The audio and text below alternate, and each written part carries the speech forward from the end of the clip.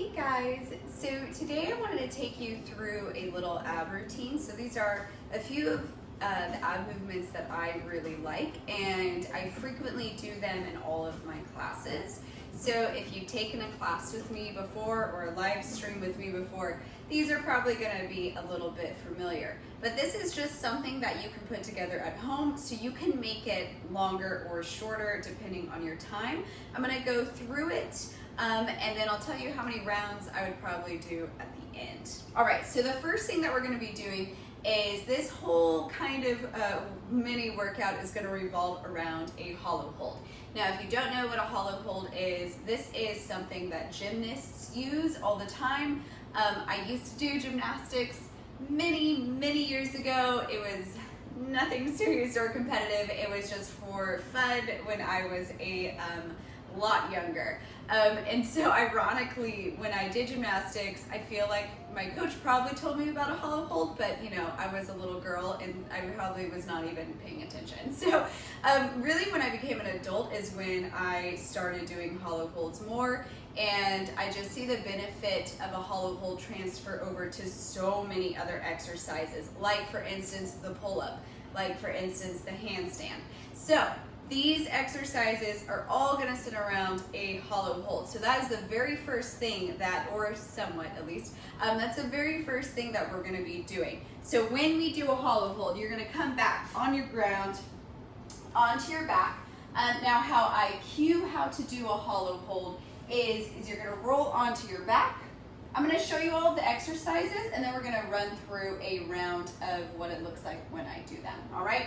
So the first one is going to be, again, the hollow hold. So you're going to lie back on the ground. Your knees are bent. You're going to bring your knees up to your chest, first thing, because the most important thing you want in a hollow hold is I want you to think of the shape of a banana or a boat.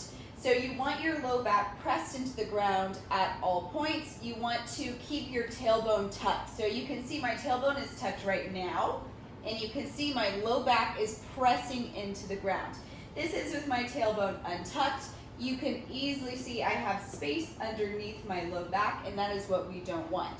So you're pressing that low back in, you're tucking your tailbone in, and immediately you should even feel your abs working. So you should feel them engaged all the way through. Again, this is a cue I would use anytime you're trying to do a pull-up. Build up to being able to do a hollow hold while you do a pull-up.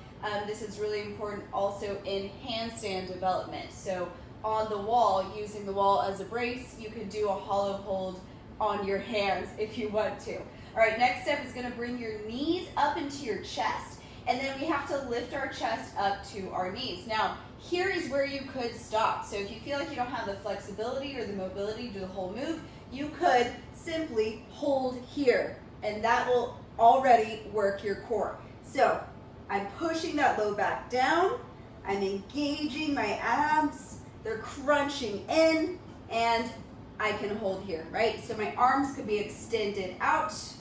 Make it harder, extend your legs out, lift that chest up, the low back pushing into the ground the whole time. Take it up another level. You can lift your arms up overhead, and you can, of course, lower your legs down as much as you can, but again, that low back stays glued to the ground. You want to take it up another notch. You can add some rocks as you do this, but you have to keep that tension in your body the entire time.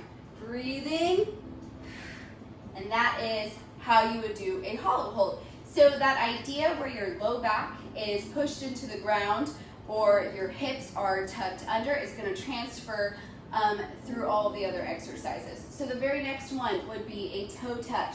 So with that same idea, already while you're on your back, knees come in, chest is lifted. This time we're extending our legs up. If you don't have the hamstring flexibility for this, simply keep your knees bent instead and focus on trying to get your elbows to touch. Notice I'm not really holding my head. My fingertips are kind of just like touching the side of my head. I'm not jerking on my neck at all because I don't want it to get strained in the process. So they're just simply here. Another way you can do it is put your hands on your chest and focus it that way so you don't even have the chance to straighten your neck. Full version. Back is tucked in, so my tailbone is tucked up. It has to be because my legs are lifted above me. So my toes are lifted. I'm going to lift up with my abs, lifting my chest, touching my toes, coming back down with control. So you're not wildly, throwing your body up towards your toes. You're doing it with as much control as you can. You can even alternate slight twist if you feel like adding in a little bit of a twisting movement. You can even do that or keep it a simple toe touch, okay? We're gonna pair that right after the hollow hold like I'm showing you. We're gonna be kind of doing it in order, and those are gonna be your burnout after a hollow hold. So, turning it around, we're gonna then do a plank hold. This plank hold, again, if you've taken any of my classes, you're gonna be very familiar with this type of plank hold. It is, again, a hollow hold plank hold. So, typical plank, we usually think of making sure we are like a board, but this one, you want that tailbone tucked under, and you want to be keeping those abs engaged. So you'll be holding a simple plank. Simple. Don't you love it when a trainer says it's a simple exercise? All right, you're going to be here. You're tucking your tailbone under. All right? So you're here, pushing the ground away. Think of cat-cow right now as you're doing this. Tailbone is tucked, you're pushing the ground away, very active, tailbone is tucked. You don't want to be here. This is going to be, especially here, or dropping your hips down, that's going to be your low back. You're leaking energy basically at that point. You want your whole body to feel like one solid unit, so your tailbone is tucked, breathing and pushing the ground away. Now immediately after we do that, if you're sensing a little bit of a theme, it's going to be holds and then something active. So we're going to go right into a mountain climber, but I want you to do it slow and controlled. If you really want a nice burnout after you do the slow mountain climbers, do a set of fast mountain climbers to really burn out if you're feeling up to it. Today we're only going to be doing the slow mountain climbers so y'all can see how it feels. But if you feel like, again, a challenge, add in fast mountain climbers right after. So first thing is going to be the hollow hold, and I'm going to work through the first round with you. So let's do 30 seconds for a hollow hold, and then we're going to go right into 30 seconds for toe touches, 30 seconds on the plank hollow hold, and 30 seconds on our slow mountain climbers. That's such a short time. It's only 2 minutes of work for this round. So you can really make it harder, make the time longer, 45 seconds to a minute for each if you really just want to burn yourself out. All right, so coming in, we're breathing, we're tucking our knees in, lifting our chest up, and hold. We're holding this for 30 seconds. Remember, you can add in that rock if you want to. Breathe. You're going to hear my voice shake because it is already shaking. Breathing, breathing, breathing. Again, if it feels like it's getting to be too much, bring those arms down. It'll just cut it a little bit. We are almost there. 5, 4, 3, 2, and 1. Relax. Breathing. Take a couple of seconds. About 10 seconds. We're going to rest. Ready, and up. Pushing. 1. Good. With control.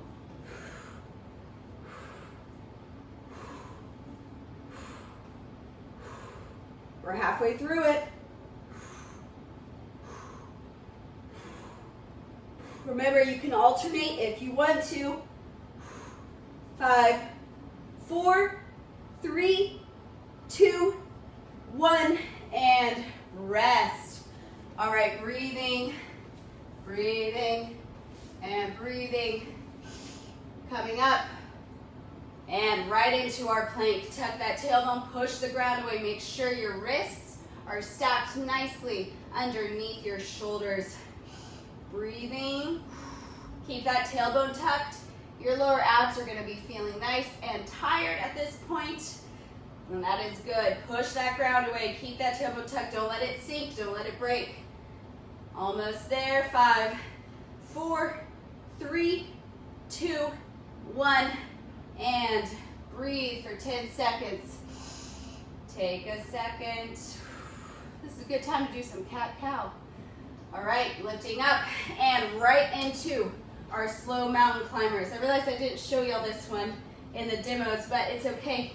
Mountain climbers are pretty universal. We're just doing them really slow and controlled. Breathe.